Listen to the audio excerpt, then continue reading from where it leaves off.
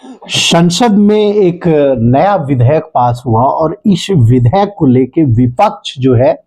लगातार बाहर भी विरोध कर रही थी और संसद के अंदर विरोध कर रही थी। उसके बावजूद भी यह बिल लोकसभा में पास हो गया और यह बिल उस बात को लेकर कांग्रेस पार्टी और विपक्षी दल विरोध कर रहे थे कि राष्ट्रपिता महात्मा गांधी के नाम पे यह बिल थे और उस बिल का नाम भारतीय जनता पार्टी जो है गांधी के नाम को मिटाने की साजिश के तहत कर रही है। मैं आपको बता दूं, जो नया बिल पास हुआ है वो मनरेगा, जो पूर्व में महात्मा गांधी राष्ट्रीय ग्रामीण रोजगार गारंटी अधिनियम 2005 थी, उसकी जगह विकसित भारत गारंटी फॉर रोजगार एवं आजीविका मिशन ग्रामीण VBG राम जी विधेयक 2025 को लोकसभा से मंजूरी मिल गई है। इस बिल का मकसद ये है कि 2047 तक भारत को विकसित राष्ट्र की श्रेणी में लाने का लक्ष्य वर्तमान सरकार ने रखी है। इस बिल की कुछ महत्वपूर्ण बातें हैं जो सत्ताधारी दल तर्क दे रही है और विपक्षी दल उस तर्क को मानने के लिए तैयार नहीं हो रहे। सत्ताधारी दल ने इस बिल में जो बात कही है, जो इस बिल में पास हुई है चीजें, पहले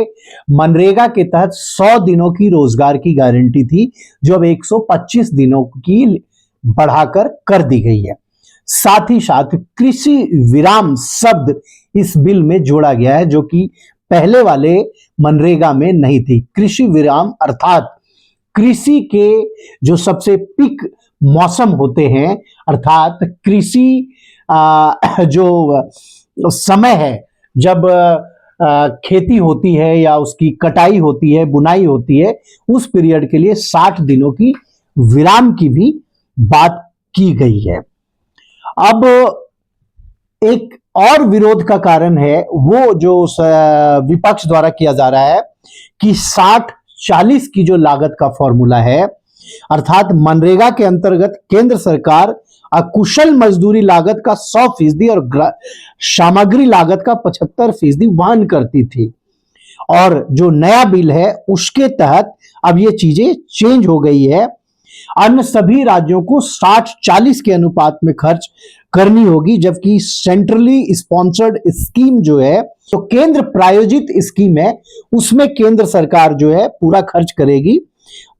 जबकि पूर्वोत्तर और हिमालय क्षेत्र के राज्य केंद्र शासित प्रदेशों के लिए यह साझेदारी 90-10 की होगी। अन्य सभी राज्यों के लिए 60-40 के अनुपात में जो नया बिल पास हुआ है उसके तहत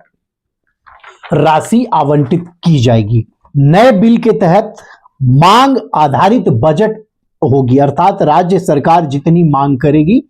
केंद्र सरकार उसके अनुसार ही पैसे का आवंटन करेगी। साथ ही साथ यह विधेयक जो है मनरेगा की खुली एंडेड लेबर बजट प्रणाली को हटाकर राज्यवार मानक आवंटन की व्यवस्था करता है।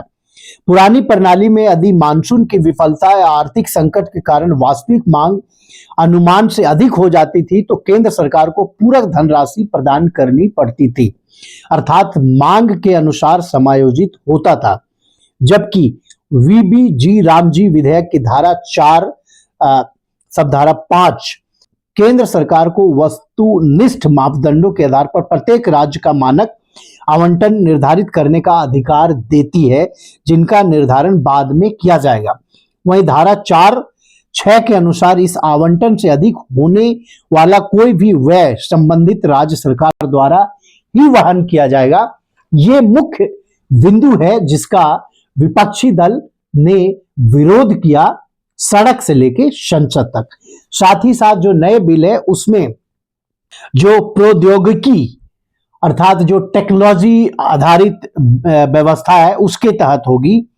जैसे कि वही सरकार का तर्क है कि इस बिल से विकसित भारत की परिकल्पना की जो मिशन है वो पूरी होगी, और सरकार ने ये तर्क दिया कि मनरेगा के तहत प्रॉपर अकाउंटिंग, बजटिंग और करप्शन जैसी चीजों की रुकावट होगी। साथ ही साथ टेक्नोलॉजी बेस्ड